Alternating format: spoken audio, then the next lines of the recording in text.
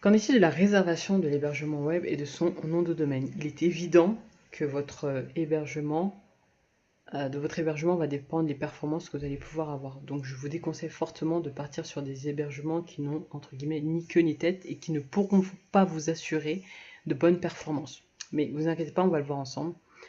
Alors voilà les étapes principales pour faire l'hébergement, également pour réserver votre nom de domaine. On va d'abord choisir l'hébergement, ensuite définir le nom de domaine que vous aurez choisi préalablement et valider sa disponibilité.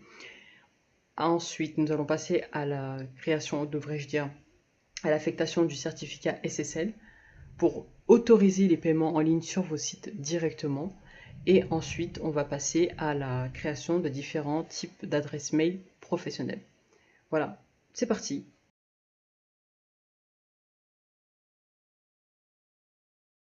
Le lien se trouve également en dessous de la vidéo, donc pas de panique. Vous êtes ici sur Yonos, anciennement One and One. Vous avez d'autres fournisseurs d'hébergement web. Personnellement, je vous déconseille. Personnellement, j'ai travaillé avec OVH, donc j'ai eu des clients sur lesquels qui tournaient sur OVH, sur AutoSwitch, etc. Voilà, j'ai pas trouvé qu'en termes de performance, qu'ils étaient forcément les meilleurs, et également en termes de support. Voilà, donc faut pas, voilà, quand vous choisissez en tout cas un hébergeur, il faut choisir le pays chez qui, enfin en tout cas de vos clients, donc à qui vous allez servir le service pour qu'eux aient accès à votre site web très rapidement. Il faut également prendre en compte les performances des serveurs sur lesquels vous allez être hébergé, parce qu'on partira probablement sur du dédié pour l'instant, du mutualisé pour l'instant, et non pas du dédié. Et le troisième élément qui n'est pas négligeable, c'est justement le support. Si vous avez une problématique, vous devez être capable d'appeler votre support et que celui-ci puisse intervenir rapidement. Parce que si vous ne le faites pas, vous risquez d'avoir honnêtement des sérieux problèmes en prod. Alors quand vous êtes en construction, en création, ça va. Lorsque vous êtes en prod et que vous avez énormément de personnes qui viennent, énormément de clients qui se joignent sur votre site, se connectent pour acheter, et que là, tous vos clients sont bloqués parce que votre base ou je ne sais pas quoi n'a pas fonctionné, à ce moment-là, vous vous sentez passer. Donc, honnêtement, je vous recommande, en tout cas ce que personnellement, moi j'utilise depuis 2008, et régulièrement, régulièrement avec l'équipe, on fait de la qualification, c'est-à-dire qu'on retourne, j'ai envie de vous dire, sur les bancs sur Internet pour vérifier quels sont les hébergeurs qui proposent les meilleurs services. Et pour l'instant, c'est Yonos. Alors pour les packs, je vais aller directement à l'essentiel. Vous partez sur la base d'une création de business. Vous oubliez Essential et vous oubliez le Pro. De toute manière, les noms indiquent clairement qu'on n'est pas du tout sur quelque chose de professionnel, donc laissez tomber. Vous avez l'expert pour les sites d'entreprise et ensuite vous avez tout ce qui concerne les projets web exigeants et boutiques. Je vous déconseille également expert. Pourquoi? Je précisais tout à l'heure que si vous avez des clients que vous cherchez principalement et qui viennent d'Europe, ça va, tout va bien. Vous pourrez à la limite presque, j'ai bien dit presque, vous passez du Content Delivery Network. Quoique, pour être très honnête avec vous, non, vous ne pourrez pas vraiment vous en passer. Mais alors si vous êtes à l'étranger, c'est clairement mandatory, comme diraient les Américains, c'est obligatoire. Pourquoi? Que je vous explique un peu ce qu'est le Content Delivery Network. On va faire simple. Vous avez votre hébergement ici en Europe et vous avez un client qui francophone, en tout cas peu importe, qui veut acheter votre produit et qui lui se trouve au Cambodge. Alors ce client se trouvant au Cambodge, si lui doit parcourir, en termes internet, j'entends, s'il doit parcourir la distance Cambodge-France, disons que le serveur, que votre site web est hébergé en France, dans un data center en France, le temps de chargement pour lui sera long, voire très long, surtout s'il n'a pas une bonne connexion.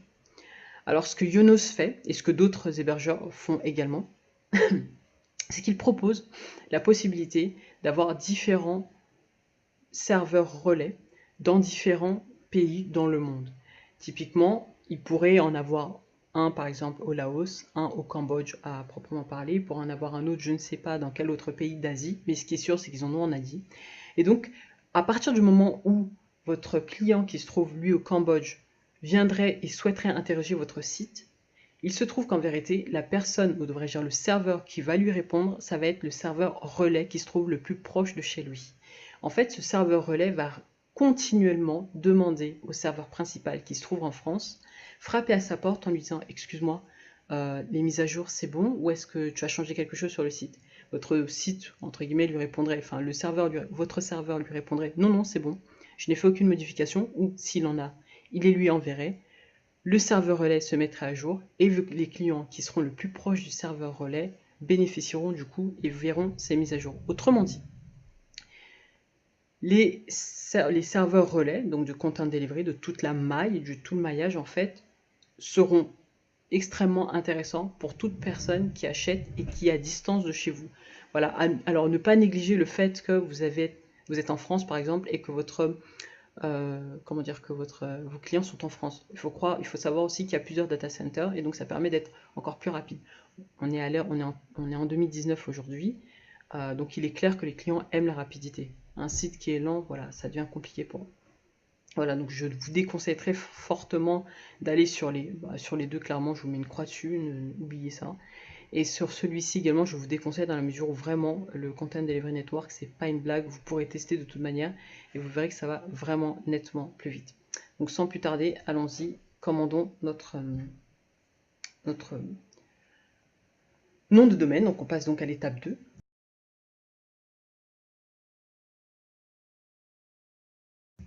Commande du nom de domaine. Alors j'ai choisi le mien.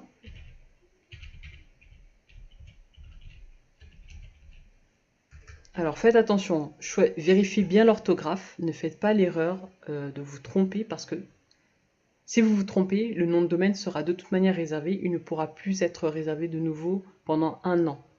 Ce serait dommage en fait, d'empêcher, en tout cas pendant quelques mois, ce qui serait dommage en fait pour d'autres clients si vraiment ils en avaient besoin. Donc faites bien attention de vérifier votre orthographe.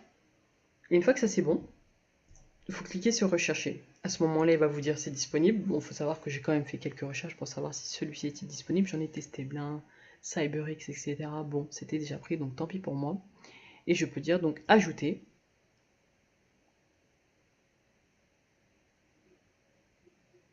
C'est parti. Donc là, je vais sur continuer. Pas besoin de tout cela pour l'instant. Vous pouvez tout à fait voir ce qu'il en est, mais il n'y a pas besoin. Donc c'est parti, on continue. Alors, vous avez remarqué, hein, le Cyberlocks, on l'avait déjà.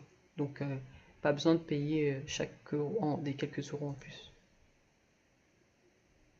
Voilà, donc on vérifie un petit peu ce qu'on a. Donc on a le Web Premium, très bien. Payer pendant 1 euro pendant 6 mois, puis 13 euros hors taxe pendant tous les mois. Oui, très bien, très bien.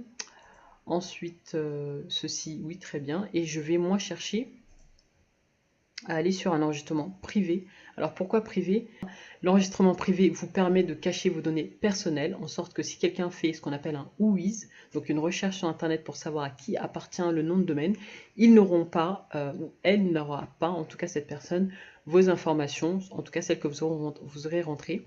Et c'est Yonos qui mettra ses propres informations à lui à la place. Voilà, donc je vous conseille personnellement, et c'est ce que je fais, c'est la raison pour laquelle j'ai coché le fameux enregistrement privé gratuit. Donc ensuite, on va donc continuer. Et là, puisque vous êtes... Alors, si vous êtes un nouveau client, vous cliquez sur Nouveau client. Si vous avez déjà un compte PayPal, vous pouvez dire je préfère payer avec PayPal. C'est vous qui voyez. Moi, je vais aller cliquer sur Nouveau client pour créer un compte. Je vous déconseille fortement, honnêtement, de ne pas avoir de compte. Alors, vous pouvez choisir à partir d'ici votre pays, évidemment. Si vous êtes professionnel ou particulier, pour les professionnels, n'oubliez pas, on va vous demander votre numéro de TVA, d'accord? Et puis pour les, comment dire, pour les personnes qui sont... en fait, une fois que vous aurez commencé à remplir votre numéro d'adresse, etc., il va vous demander votre numéro de TVA. Donc, n'oubliez pas de, voilà, de vous renseigner, de récupérer ça à côté de vous. Sinon, vous pouvez rester sur particulier. Moi, pour le test, du coup, je vais rester sur particulier. Et puis, c'est parti. Vous pouvez commencer à remplir vos données personnelles. N'oubliez pas de changer de pays. Et cliquez sur continuer. Une fois que ça, c'est bon, c'est parfait. Vous pouvez ensuite, hop, décider, si vous payez par carte bleue, de mettre évidemment les informations de la carte bleue. Ou alors, vous pouvez décider également de mettre les informations qui concernent, par exemple, PayPal, ou évidemment faire par prélèvement bancaire. C'est vous qui choisissez. Personnellement, je vais partir sur l'option carte bleue. Je pense que c'est le plus facile.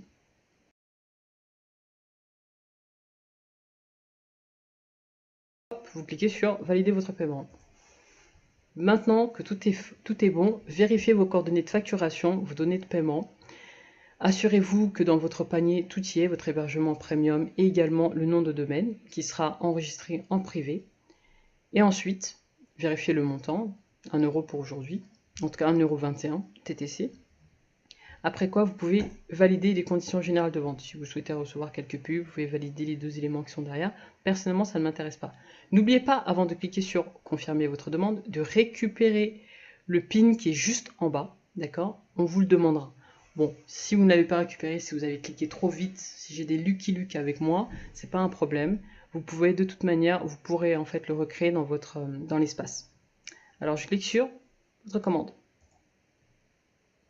Et voilà, la confirmation est en route. Donc il y a un email qui va nous arriver, qui va nous parvenir. Ensuite, on va pouvoir utiliser notre produit.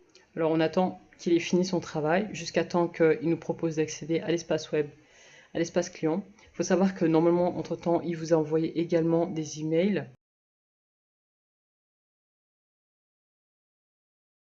Le premier, qui a l'air de se ressembler, c'est configurer mon nom de domaine. Le second, c'est confirmer l'adresse email. Faites-les. Allez vraiment et confirmez tout ça. Sinon, vous ne pourrez pas affecter le certificat SSL. Hop, vous confirmez. Donc, merci d'avoir confirmé l'adresse email. Superbe. Domaine. Certificat SSL.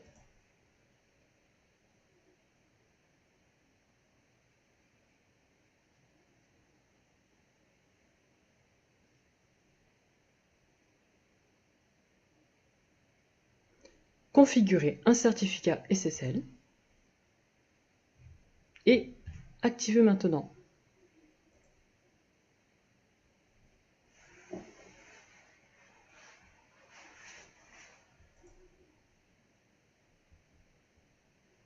Voilà, une fois que vous êtes ici, là il s'agit pour nous de l'affecter au domaine principal, autrement dit à celui que nous avons nous. Vous allez à peine cliquer qu'il va vous proposer celui qui est disponible, autrement dit CyberUnction. Et c'est parti, je vais l'affecter à CyberUnction. Hop, il me propose 2 options, soit je le mets sur mon serveur, soit, si j'ai un serveur personnalisé, soit je le laisse avec le serveur web de chez Ionos. Évidemment, je le laisse avec le serveur web de chez Ionos. Je confirme bien avoir lu les conditions d'utilisation et je clique sur configurer le serveur SSL. Et voilà, c'est bon, tout est opérationnel. Je peux maintenant continuer. Là, je peux retourner sur domaine et vous pouvez remarquer que là maintenant, votre petite, voilà, le domaine est bien sécurisé avec le format SSL. Le petit cadenas est passé du rouge ouvert à du vert fermé.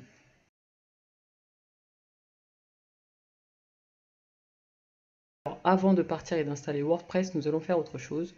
Nous allons créer et nous retrouver ici. On va aller sur, soit vous faites une simple redirection d'email, mais alors je vous déconseille de le faire, surtout si vous en êtes, en tout cas, si vous savez que vous allez avoir une quantité importante d'emails qui vont éventuellement venir, parce qu'après vous ne pourrez plus vraiment en fait, comment dire, séparer ce qui est personnel de ce qui est professionnel. Je vous déconseille donc fortement de faire ça, et plutôt de prendre l'habitude de vraiment avoir des emails qui sont dédiés à votre entreprise, tout simplement.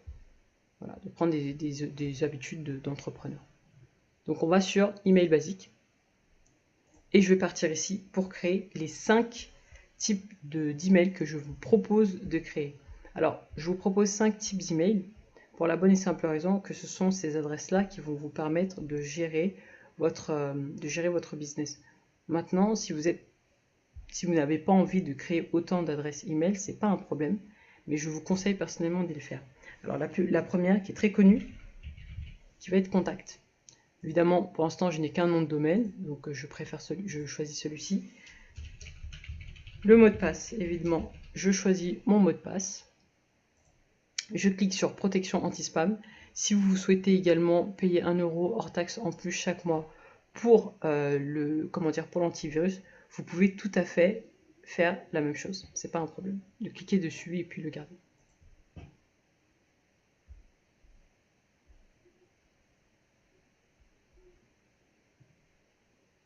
Très bien. Donc cette adresse mail maintenant vient d'être créée. C'est la première adresse mail qui vient d'être créée. Et il ne me reste plus qu'à créer les autres. Donc je peux lui dire créer d'autres adresses mail. C'est parti. Celle-ci, je vous conseille, c'est pour le support. Alors vous pouvez l'appeler support, vous pouvez l'appeler SAV, vous pouvez faire support et même SAV, c'est vous qui choisissez. Moi personnellement, je préfère le terme support. Donc c'est ce que je veux mettre.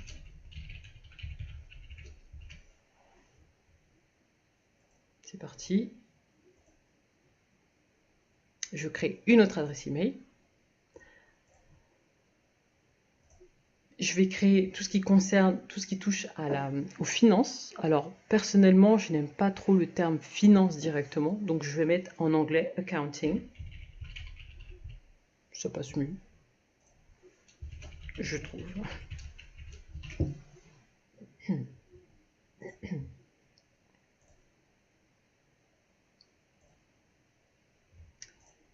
Je vais créer une autre adresse email qui sera admin pour tout ce qui concerne évidemment les problématiques à régler sur le point de vue technique.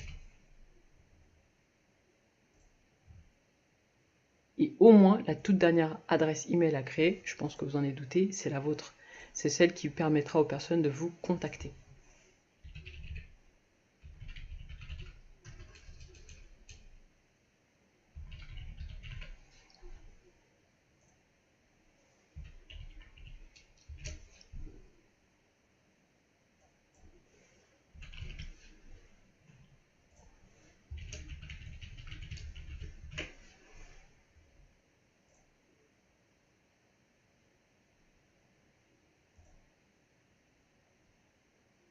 Et voilà, vous venez de créer vos 5 adresses email principales. Alors, vous vous douterez bien qu'il y en aura plein d'autres. Je vais même en créer une 6e.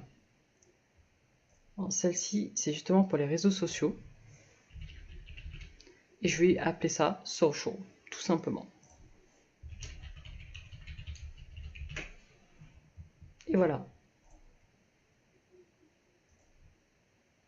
Voilà, on vient de créer toutes les adresses email.